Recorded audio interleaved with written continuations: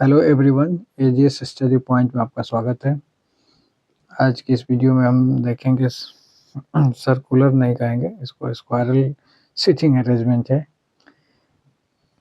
इसमें ये इंटरेस्टिंग इसलिए है क्योंकि इसमें इन सेंटर और आउटसाइड सेंटर फेसिंग दोनों तरह का जो सिचुएशन है उस पर बेस्ट प्रॉब्लम दिया गया है। तो मेरे साथ बने रहें और इसको कैसे टैकल करना है, कैसे सॉल्व करना है, तो इसको सीखने का प्रयास करें। चलिए आगे बढ़ते हैं।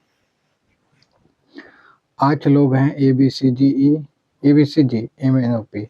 एक वर्ग के चारों ओर इस तरह बैठे हैं कि उनमें से 4 वर्ग के कोने में और 4 बाकी भुजाओं के मध्य में बैठे हैं, कि पर जरूरी नहीं इसी क्रम में। जो भुजाओं के मध्य में बैठे हैं उनका मुख केंद्र की ओर है और जो कोने में बैठे हैं उनका मुख बाहर की ओर है। तो वर्ग बनाइए पहले।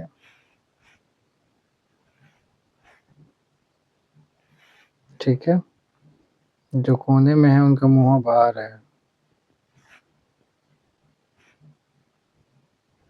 और जो बीच में है उनका मुंह अंदर है।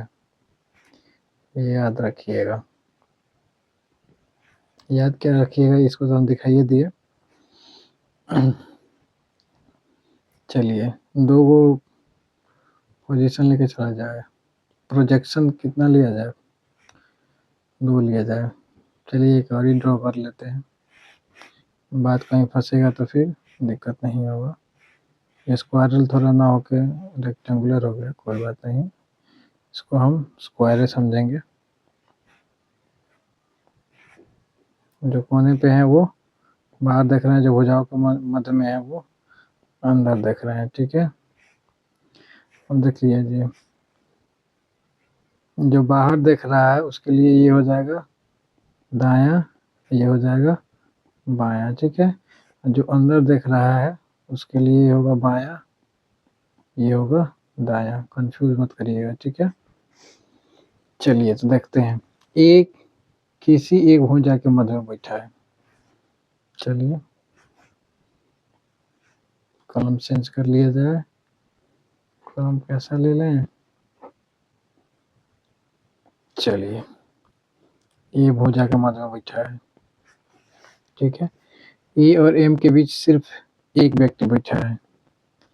ए और एम के बीच सिर्फ एक व्यक्ति बैठा है। तो यहाँ एगो में एम कर लिए, एगो में यहाँ कर लिए, बस वही है।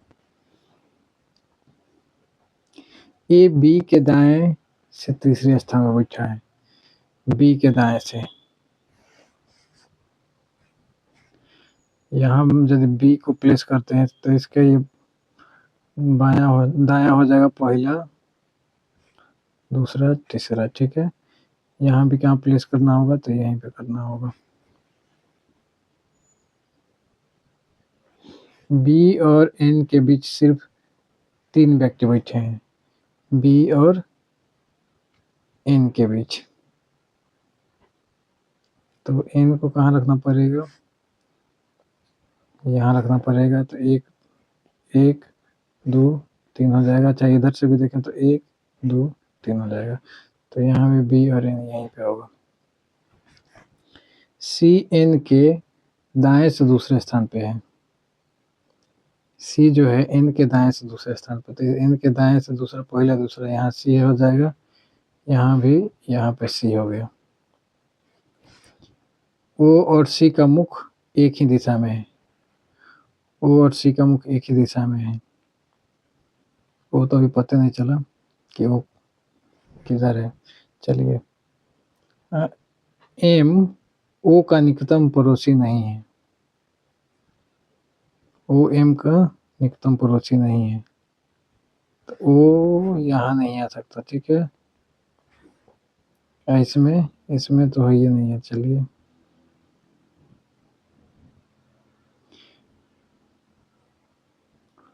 ओ और सी का एक ही हाँ चाहिए, ये तो काम आ जाएगा। ओ और सी का मुख एक ही दिशा में है, मतलब बाहर वाला में ओ आएगा, तो ये बाहर वाला में ओ आएगा इसमें। लेकिन इसमें देखें तो इसमें तो भाई स्विच नहीं हो रहा है,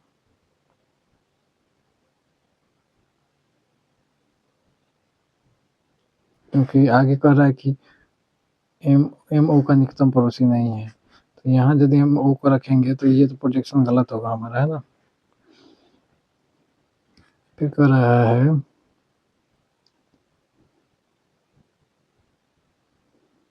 कि पी डी के दाएं से दूसरे स्थान पे है। डी के दाएं से दूसरे स्थान पे पी होगा, ठीक है। तो यहाँ सबका प्रोजेक्शन बन गया, मतलब सबका प्लेस हम यहाँ अरेंज कर लिए। अब चलिए क्वेश्चन का जवाब देते हैं। एम के ठीक बाएं कौन बैठा है? एम के ठीक बाएं, एम के ठीक बाएं ये अंदर फेस कर रहा है, तो इसका ठीक बाएं सी होगा। कौन होगा? सी होगा, यानी कि ऑप्शन नंबर ई। पी के संदर्भ में ओ का स्थान क्या होगा? पी के संदर्भ में ओ का स्थान, तो इधर बाएं से देखा जाए तो पहला दूसरा तीसरा, बाएं से तीसरा, और दाएं से देखा जाए तो पहला दूसरा तीसरा चौथा पांचवा। बाएं से तीसरा नहीं तो दाएं से पांचवा, दाएं से पांचवा है नहीं तो यही हो जाएगा बाएं से तीसरा। दी गई व्यवस्था के संदर्भ में इनमें से कौन सा कथन सत्य है? दिए गए कथनों में से कोई भी कथन सत्य नहीं है।